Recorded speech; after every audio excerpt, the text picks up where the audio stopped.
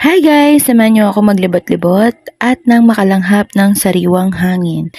Maganda nga yung panahon kanina kaya nagbilad na sila ng palay, pero ito at kumukulimlim na naman. Papunta nga kami dito sa bayan at naisipan kong i-video yung mga dinadaanan namin.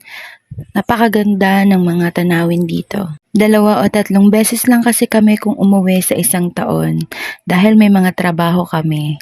Malapit lang din naman ito sa Maynila, mga lods. 4 na oras lang ang biyahe at magbabas ka lang. So, pwede kang umuwi kahit anong oras mo gusto. Minsan din kapag umuwi kami ay nagmumotor lang kami ng asawa ko. Pero ngayon dahil maulan ay nag-commute kami by bus.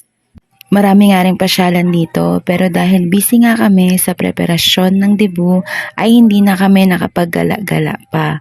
At dahil na rin sa maulan na panahon.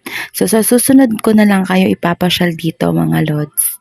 Ako lang ba yung nakakaramdam na pag umuwi ka ng probinsya ay halos ayaw mo nang bumalik ng Maynila o ayaw mo nang bumalik ng trabaho.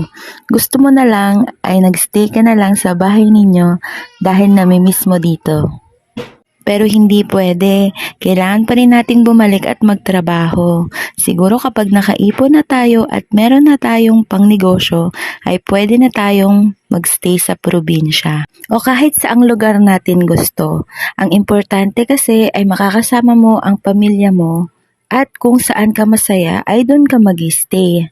Hanggang dito na lang muna mga lods yung pamamasyal. Sa susunod na ulit.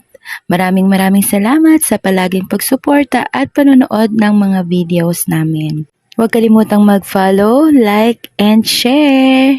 Thanks for watching. Have a great day!